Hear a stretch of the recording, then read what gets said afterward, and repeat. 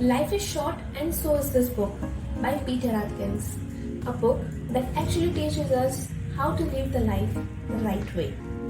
The author has shared his own experience.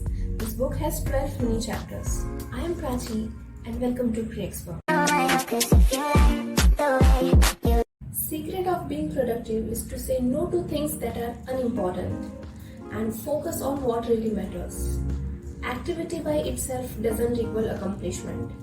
Being busy just means being busy. Many people keep working to fill up the spaces in their lives. They may be able to pass the day or accomplish their goals, but at the end of the day, they may not be satisfied. In order to do the best work, a person needs to do fewer things. Focusing on what matters means saying no to things that don't matter, else life becomes cluttered with distractions. Let's see an example to understand what creating space means. A story of two employees in a company named Mohit and Sohit. Mohit is a type of guy who believes in being busy the whole day. He is always occupied with some activity. He keeps checking his phone in between the work, talking to friends in between the work.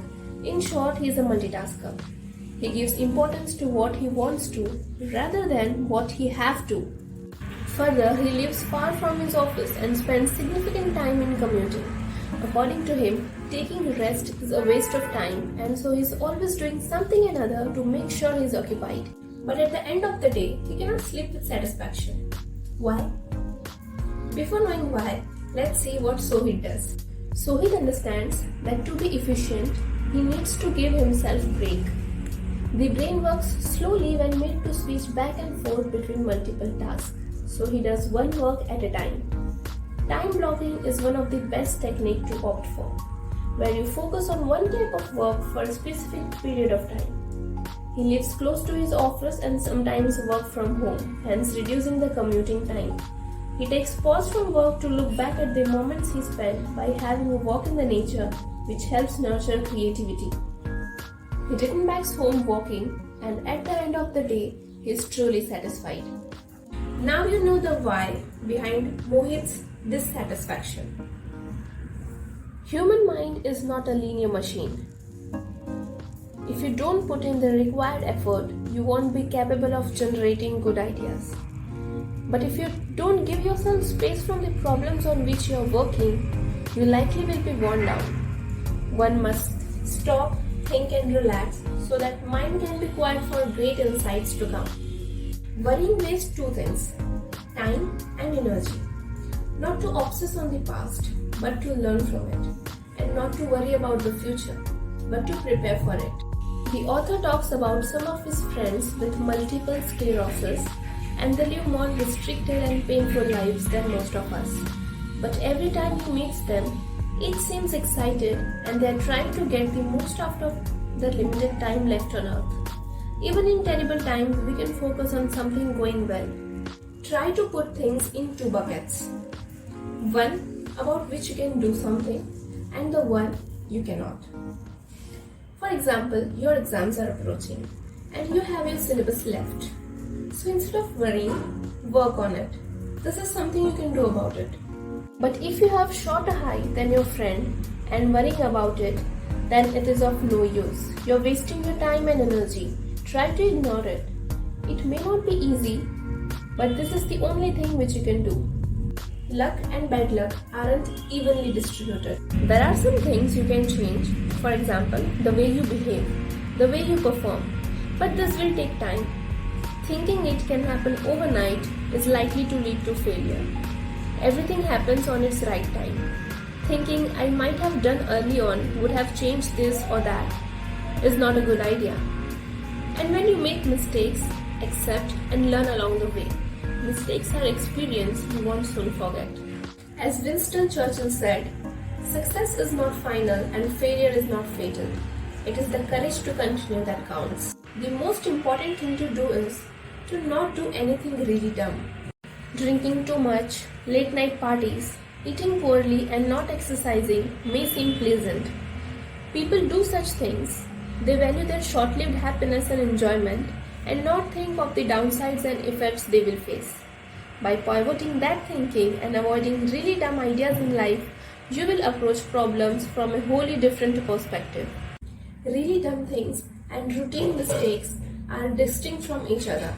Further, really dumb things are of two classes: unrecoverable errors and denial. Committing a crime and going to prison is an example of unrecoverable error. The author talks about a person who, as a child, accidentally shot his sibling. The sibling never fully recovered, and the accidental shooter never overcame his guilt. Now, there are many things we do that are not nearly as dramatic but can have a similarly negative long-term impact. What we choose to do each day matters. Habits form when we are young and solidify before we know it. Forming the right habits, and that too early, is important. Be it eating right, moving the body, saving money, or being honest. The second class is denial. Most of us deny the reality at some point of our lives. Things will somehow solve themselves. This belief is very common. Many times we overlook obvious issues in someone we are dating and assume they will get better over time. This comes under wishful thinking. To change someone's personality is impossible. It's better to step out in such situations. The author gives an example about wishful thinking with exercise and pain. If you start feeling pain while exercising, that's your body's way of telling you to stop. If you still continue, the injury may get worse. How to avoid really dumb things? Listening to yourself, what your inner self is telling, your gut instincts. Feelings aren't always correct, but feelings can flag problems that may be difficult to articulate.